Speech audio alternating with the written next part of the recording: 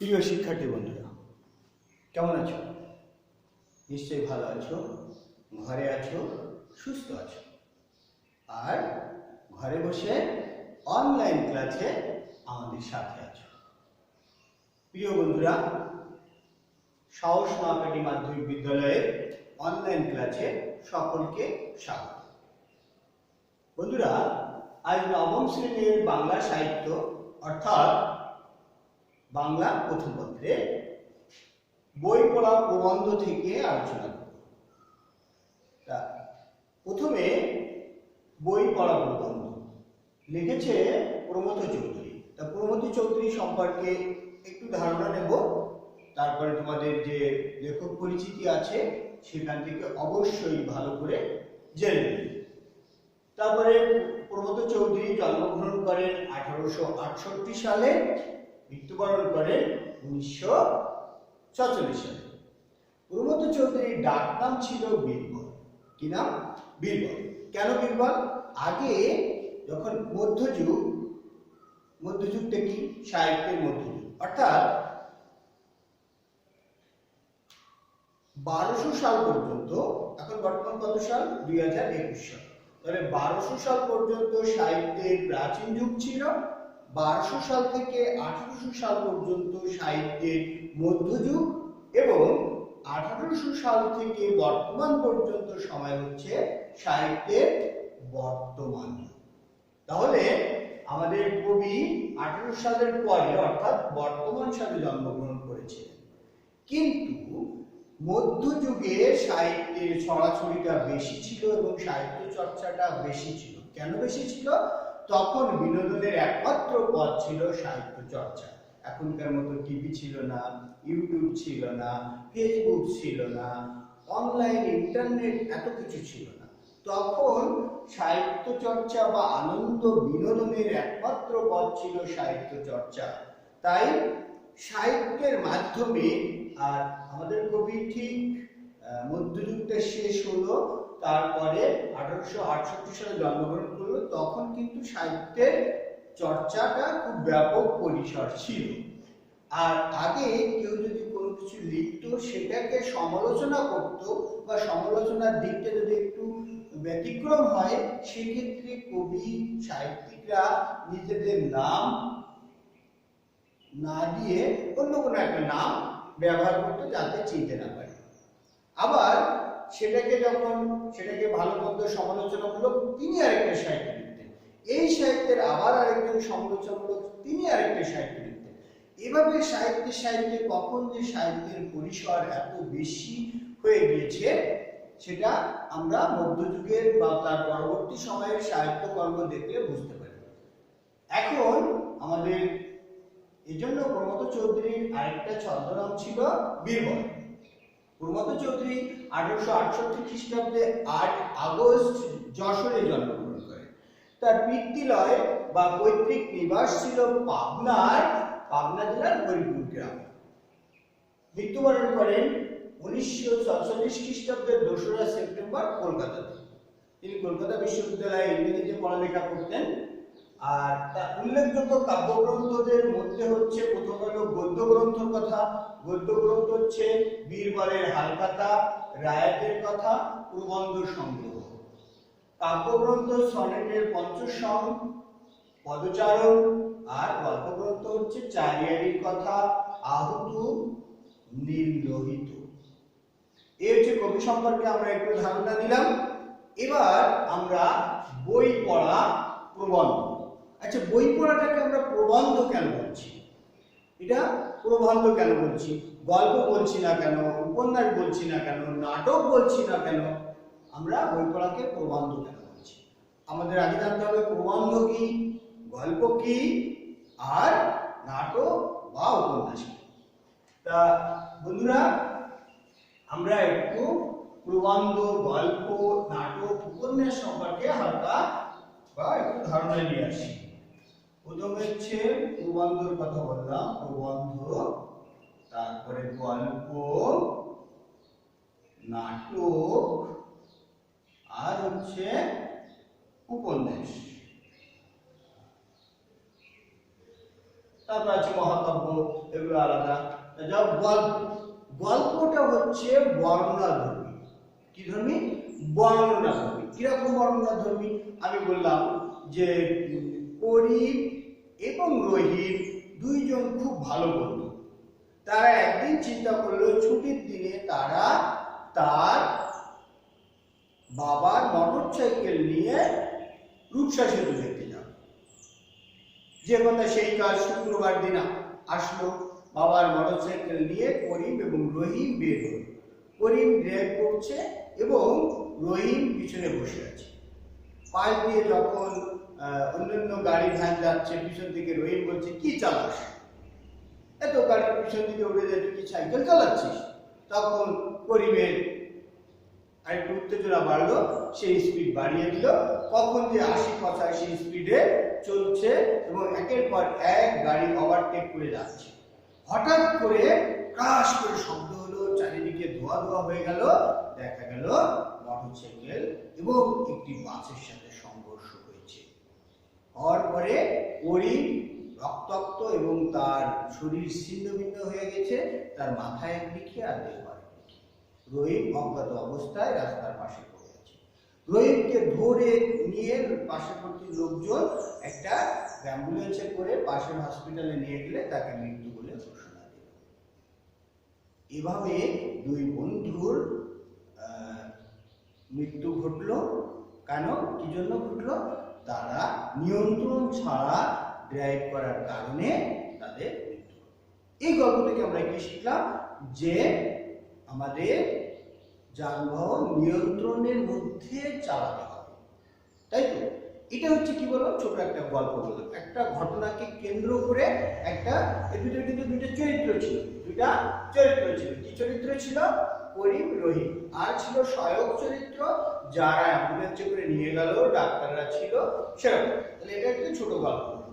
ছোট গল্পটা এমন হয় যে গল্পের পরে আরো শুনতে ইচ্ছা করে। কেমন শুনতে ইচ্ছা করে? করিম রহিমের বাবা মা কি করলো, তারা কতটা দুঃখ পেলো, ইত্যাদি ইত্যাদি ইত্যাদি শুনতে ইচ্ছা করে। কিন্তু এখানে গল্পটা শেষ হয়ে গেল একটা ঘটনা দিয়ে। এটা যদি কি আমরা ছোট নাটিকা তৈরি করতাম, তাহলে কি করতাম? করিম এবং রহিমকে আনতাম এবং তাদেরকে আলাদা আলাদা সংলাপ দিতাম। তখন করিম বলছে, চল বন্ধু চল। হ্যাঁ, গাড়িটা নিল, রহিমটা ঠেললো, তারপরে করিম বললো আমি ড্রাইভ করি, পিছন থেকে ও বলছে চালা চালা। দুজন ক্যারেক্টার আলাদা আলাদা করা এবং তাদের আলাদা আলাদা সংলাপের মাধ্যমে নাটক তৈরি হয়। এবার প্রবন্ধটা কি? আর উপন্যাস বড় একটা ঘটনাকে কেন্দ্র করে শুরু থেকে শেষ অবধি নিয়ন্ত্রণ পর্যন্ত এরকম। উপন্যাসটা হচ্ছে বড় গল্প বলা যায়, গল্পের একটি বড় পরিসর, সেটা হতে পারে। এবার প্রবন্ধটা হচ্ছে নীতিমূলক কথা বলা। কেমন? যে বলছি সব সময় তোমরা নিয়ন্ত্রণ রেখে গাড়ি চালাবে, কখনো নিয়ন্ত্রণ ছাড়া গাড়ি চালাবে না, খুব জোরে গাড়ি চালাবে না, তাহলে একটা বড় ধরনের দুর্যোগ, দুর্ঘটনা হতে পারে। যেমন আমি দেখেছি করিম এবং রহিম দুটি বন্ধু, তারা অনিয়ন্ত্রণভাবে গাড়ি চালানোর কারণে তাদের দুজনের প্রাণহানি হয়। তাহলে এটা কি হলো? উপদেশের মতো করে বললাম যে তোমরা নিয়ন্ত্রণ রেখে গাড়ি চালাবে, কখনো নিয়ন্ত্রণ ছাড়া গাড়ি চালাবে না, তাহলে প্রাণহানি হতে পারে। এবার উদাহরণ বা ব্যাখ্যা দিয়ে বলছি। করিম এবং রহিমকে দেখেছি, তারা অনিয়ন্ত্রণভাবে গাড়ি চালানোর কারণে তাদের দুজনেরই প্রাণহানি হয়। একই কথা, মোরাল অফ দি স্টোরি, মানে গল্পটার উদ্দেশ্য একই, কিন্তু বর্ণনার ধরন অনুযায়ী একটা প্রবন্ধ, একটা গল্প, একটা নাটক, একটা উপন্যাস। বুঝা গেল? তাহলে বই পড়া প্রবন্ধটি হচ্ছে আমাদের, এই জন্য এটা হচ্ছে প্রবন্ধ, যেহেতু এটা জ্ঞানমূলক কথাবার্তা আছে সেজন্য। ঠিক আছে, এখন আমরা পাঠে চলে যাব। আমরা আজকে কিছুটা শেষ করতে পারবো না। অনেকেই মনে করে যে বই পড়া গল্পটা ভালো না, বই পড়া গল্পটা এত কঠিন স্যার, এই গল্পটা মাথায় ঢুকছে না। কেন ঢুকছে না? আসলে বুঝতে হবে এই গল্পটা অনেক সহজ। এখান থেকে কিছু এমন সুন্দর কথা আছে যেগুলো আমাদের প্রাণের কথা বলে, মনের কথা বলে, সেই কথা বলে। এখানে আছে বই পড়া। বই পড়া দিয়ে কিন্তু আমরা বুঝতে পারছি যে বই পড়ার কথা বলছি। তা এই গল্পটা আমরা কেন পড়তে চাই না? সারাক্ষণ শুধু পড় পড় পড়, শুধু পড়, শুধু পড়ো পড়ো পড়ো আর পড় পড়ো। কিরকম? সকাল থেকে মা বলছে ঘুম থেকে ওঠো, বই নিয়ে বসো, পড়ো। ওইদিকে আবার বাবা বলছে, বড় ভাই থাকলে বড় ভাই বলছে, ঠাকুর দাদা থাকলে ঠাকুর দাদা বা দাদা বলছে, ওইদিকে নানা থাকলে নানা বলছে, নানি বলছে পড় পড় পড়। সারাদিন কি করিস? পড়তে পারিস না? এই পড় পড় পড়, মনের মধ্যে ইচ্ছে হচ্ছে পড়ে কি হবে, কেন পড়তে হবে? এই সকল প্রশ্নের উত্তর বই পড়া প্রবন্ধ পড়লেই আমরা জানতে পারি। কেন পড়তে হবে? কেন এত পড় পড় পড় পড় পড়, এত পড় পড় পড় কেন পড়তে হবে? পড়ে কি হবে? কি জন্য পড়তে হবে? কেন পড়বো আমরা? এই সকল প্রশ্নের উত্তর যদি আমরা জানতে চাই তাহলে অবশ্যই বই পড়া প্রবন্ধ আমাদেরকে বুঝে শুনে পড়তে হবে। তাহলে আসো আমরা বই পড়া প্রবন্ধ থেকে কিছু আলোচনা করি। বই পড়া প্রবন্ধে প্রথমে প্রমথ চৌধুরী বলছে আমরা কি জন্য বই পড়ব? বই পড়লে কি আমার পেটের ভাত আসবে, আমার অভাব দূর হবে, আমার অর্থনৈতিক উন্নতিও হবে? তাই যদি হয় তাহলে পড়বো, নাহলে পড়বো না। আমরা প্রত্যেকে তোমরা যারা ক্লাস করছো তারা প্রত্যেকের একটা টার্গেট আছে, কি? যে আমি মেডিকেলে চান্স পাবো, আমি ডাক্তার হব, আমি ইঞ্জিনিয়ার হব, আমি আমি হচ্ছে শিক্ষক হব। শিক্ষক আসলে কমই হতে চাই, কারণ শিক্ষকদের রুটি রুজির পয়সা কম, হালালভাবে ইনকাম করতে হয়, যে কারণে শিক্ষকরা আসলে তাদের জীবন খুব কষ্টের, তোমরা জানো। তা যাই হোক, কেউ ডাক্তার, ইঞ্জিনিয়ার, কেউ পাইলট, কেউ প্রকৌশলী, কেউ আর্কিটেকচার ইত্যাদি ইত্যাদি হতে চায়। অনেক স্বপ্ন তোমাদের, অনেক স্বপ্ন, বা অনেক টাকা একদিন ইনকাম করবো। এই সব কিছুর উদ্দেশ্য হচ্ছে ডাক্তার। যে ডাক্তার আমি বলি ডাক্তার হতে চাই, ডাক্তার মানে তো চিকিৎসক। ডাক্তার হতে চাই, প্রকৌশলী হতে চাই, তারপরে মানে ইঞ্জিনিয়ার, পাইলট হতে চাই, বিমান চালক,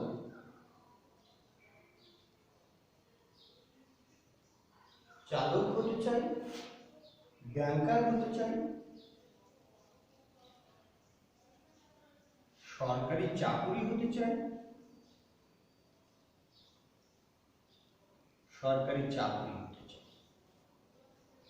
কেউ কেউ সেনাবাহিনীতে যেতে চায়, সৈনিক হতে চায়। এই সব মিলে ডাক্তার কি করছে? সেবা করে, সেবার বিনিময়ে অর্থ উপার্জন করে। প্রকৌশলী সে বিভিন্ন ধরনের নকশা তৈরি করে, বিভিন্ন ডিজাইন তৈরি করে, বিভিন্ন ধরনের পরিকল্পনা করে। হ্যাঁ, যারা এই প্রকৌশলীর মধ্যে বিভাজন আছে, আর্কিটেকচার যারা বিল্ডিং এর নকশা তৈরি করে, সিভিলেরা তারা হচ্ছে বিল্ডিং এর তৈরি করতে কি কি সামগ্রী লাগবে, কি কত খরচ হবে, কোন রড দিলে ভালো হবে, কি অ্যাঙ্গেলে করলে ভালো হবে, সেগুলো আবার যারা সিভিল, তারপরে ইলেকট্রনিক ইঞ্জিনিয়ার, তারপরে হচ্ছে আপনার মেকানিক্যাল ইঞ্জিনিয়ার, বিভিন্ন পদ আছে। বিমান চালক, তিনি বিমানটাকে কিভাবে চালনা করবে। ব্যাংকার, যারা ব্যাংকে বসে বসে অনেক হিসাব নিকাশ করবে। সরকারি চাকরির অনেক এখানে প্রশাসনিক বিভাগ আছে, কর বিভাগ আছে, সরকারের বিভিন্ন স্থানে যেখানে চাকরি করে। সৈনিক, যারা সেনাবাহিনীতে চাকরি করে, যারা আমাদের দেশের বহিঃশক্তি থেকে আমাদেরকে রক্ষা করে। আর অন্তর্নিহিত পুলিশ ডিপার্টমেন্টে যারা আছে, তারা ভিতরকার বিষয়গুলো করে, রক্ষণাবেক্ষণ করে। যাই হোক, এই সব কিছুর একটা উদ্দেশ্য হচ্ছে অর্থনীতি, অর্থ ইনকাম করা। ডাক্তার কি করছে? সেবা দান করে অর্থ উপার্জন করছে, প্রত্যেকেই অর্থ উপার্জন করছে। আমাদের মূল বিষয়টা হচ্ছে কি, আমরা অর্থ উপার্জন করবো। লেখাপড়া শিখে কি করবো? বই পড়ছি এই জন্যই যে আমরা বড় হয়ে বড় গাড়ি বাড়ি ইত্যাদি হবে আর বড় বড় টাকা, সেটাকে ঠিক কিনা? প্রত্যেকের সেই একই চিন্তা ভাবনা। আমরা এই জন্যই পড়ালেখা করছি, এই জন্যই পরীক্ষায় ভালো রেজাল্ট করার চেষ্টা করি, যাতে আমরা ভালো ইউনিভার্সিটিতে ভর্তি হতে পারি, ভালো রেজাল্ট করতে পারি, ভালো চাকরি করতে পারি, ভালো টাকা ইনকাম করতে পারি। সবার উদ্দেশ্য এক। আমি প্রত্যেকটা স্টুডেন্টকে যদি আলাদা আলাদা করে দাঁড় করিয়ে বলি তুমি কি হতে চাও, তুমি কি হতে চাও, তুমি কি হতে চাও, কেউ বলবে আমি ডাক্তার হতে চাই, কেউ আমি প্রকৌশলী হতে চাই, আমি ব্যাংকার হতে চাই, আমি শিক্ষক হতে চাই, আমি সরকারি চাকরি হতে চাই। কেউ বলে না আমি মানুষ হতে চাই। মানুষ হওয়ার তাহলে আরে কেন মানুষ হতে হবে? আমরা জন্ম থেকেই তো মানুষ। আর আমরা জন্ম থেকে মানুষ হয়েছি, তাহলে আমাদের কেন মানুষ হতে হবে? আমরা তো মানুষ এমনি হয়েছি। আমরা যদি জন্ম থেকে মানুষই হই তাহলে আমাদের কেন জ্ঞান অর্জন করতে হবে, কেন শিক্ষা লাভ করতে হবে, কেন মানুষ মানুষের উপরে ঝাঁপিয়ে পড়ে? আমরা যদি প্রত্যেকে মানুষ হই তাহলে একটা মানুষ আরেকটা মানুষের উপরে ঝাঁপিয়ে পড়ে। একটা মেয়ে কেন স্বাধীনভাবে চলাফেরা করতে পারবে না? কেন তার পুরুষের ভয় করতে হয়? কেন আজকে আমাদের দেশের নারীরা ধর্ষিত হয়? কারা ধর্ষণ করে? অমানুষেরা। এই অমানুষ তৈরি হচ্ছে জ্ঞানের কারণে, বিদ্যাহীনতার কারণে। এই অমানুষ তাহলে মানুষ জন্মগ্রহণ করলেই মানুষ হয় না। জ্ঞান বিদ্যা অর্জন করার পরেই সে মানুষ হয়। এই মানুষ হতে হলে অবশ্যই আমাদের বই পড়তে হবে। মানুষ হওয়ার জন্য বই পড়তে হবে। টাকা ইনকাম করার জন্য এত বেশি পড়ালেখা করা লাগে না। যদি বলেন কেন ছাড়, তুমি নবম শ্রেণীতে পড়ো, তুমি এখনই একটা মোবাইল সেলাই করার দোকানে চলে যাও, ওখানে 1 বছর সুন্দর করে তুমি ট্রেনিং করো, হাতে কলমে শিক্ষা নাও, তারপরে তুমি বাজারে এসে একটা দোকান করো, প্রত্যেকদিন তোমার 500 থেকে 1000 2000 টাকা ইনকাম আছে। মাস দিলে তোমার কত বেতন হবে?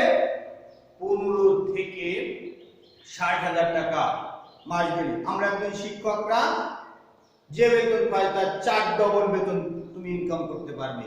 তাহলে তোমার যদি অর্থনৈতিকভাবে স্বাবলম্বী হতে হয় তাহলে বই পড়ার কোনো দরকার নাই। তুমি যথেষ্ট শিক্ষা লাভ করেছো, এখন তুমি তাহলে হাতে কলমে শিক্ষা দাও। তুমি একটা মুদিখানার দোকান করতে পারো, সেখানে তুমি হিসাব করতে শিখে গেছো, তুমি সেখানেও অর্থনৈতিক উন্নতি করতে পারবে। তাহলে কেন বই পড়তে হবে? মানুষ হতে হলে বই পড়তে হবে। যদি বলি যে ডাক্তার হয়েছে সে মানুষ হয় নাই, অবশ্যই অনেক ডাক্তাররা মানুষ হয় নাই। ডাক্তারের কাছে যে মানুষ ঠকে না, বিনা প্রয়োজনে তারা রিপোর্ট করাতে দেয়। একটা ডাক্তারের ভিজিট 1000 টাকা, রিপোর্ট লিখে দিয়েছে 25,000 টাকা। সেখান থেকে ওই ডাক্তার কমিশন পায় আরো 8,000 টাকা। বিনা কারণে এই কমিশনের জন্য ওই রিপোর্টগুলো লিখেছে। একটা গরিব রোগী একটা ডাক্তারের শরণাপন্ন কখন হয়? যখন সে জীবনের শেষ মুহূর্তে সে একটু বাঁচার স্বপ্ন দেখে, আর সেই রোগীকে হেনস্থ করে একজন খারাপ চিকিৎসক। সব চিকিৎসকের কথা আমি বলছি না, একজন খারাপ চিকিৎসক যে তাকে বিভিন্ন ভাবে হয়রানি করে রিপোর্ট করে তাকে তার কাছ থেকে পয়সা হাসিল করে। এই মানুষটা যে সেবার পেশায় নিয়োজিত হয়েছে সে কি আর মানুষ হয়েছে? মানুষ হয়েছে কিসে? মানুষ বলে কোনো বিবেকবান লোক অসুস্থ মানুষের কাছ থেকে এভাবে ফায়দা করতে পারে? পারে না। আমাদের প্রকৃত মানুষ হতে হলে অবশ্যই আমাদের বই পড়তে হবে, সাহিত্যের জ্ঞান অর্জন করতে হবে। আমাদের প্রমথ চৌধুরী ঠিক এই কথাগুলো চোখে আঙুল দিয়ে দেখিয়ে দিয়েছে। তাই বই পড়তে হবে পড়তে হবে পড়তে হবে। এই বিষয়টাতে আমি প্রমথ চৌধুরীর কথাগুলো আমি আমার মতো করে তোমাদেরকে উপস্থাপন করলাম। পরের দিন বইটা তোমরা সুন্দর করে পড়বে। আমি পরের দিনের বইয়ের লাইনগুলো থেকে স্পষ্ট করে দেব কোন লাইনে কোন কথা বলছে এবং কোনটা কিভাবে বলছে, সেটা আমি তোমাদেরকে সুন্দর করে বুঝিয়ে দেব। আজকে পর্যন্ত বন্ধুরা থাকো। আমাদের মূল উদ্দেশ্য হচ্ছে আমাদের মানুষ হতে হবে। আর দেশ বা বিশ্বের যে মহামারী চলছে করোনা ভাইরাস, আমরা তো মনে করেছিলাম যে স্কুল খুব শীঘ্রই আবার খুলে যাবে, কিন্তু এটা সম্ভব হলো না। কারণ আবার হঠাৎ করে করোনা মহামারী শুরু হয়েছে। এই এখন ৫,০০০ থেকে ৫,৫০০ আক্রান্ত হচ্ছে এবং মৃত্যুর হারও বেড়েছে। তাই ঘরে থাকতে হবে। নিতান্ত প্রয়োজনে ঘর থেকে বের হলে অবশ্যই অবশ্যই অবশ্যই মাস্ক ব্যবহার করতে হবে আর ঘন ঘন হাত ধুতে হবে ২০ সেকেন্ড ধরে। বন্ধুরা ভালো থাকবে, ঘরে থাকবে, ঘরে বসে পড়ালেখা করবে আর আমাদের অনলাইন ক্লাসের সাথে সংযুক্ত থাকবে। সবাইকে অনেক অনেক ধন্যবাদ।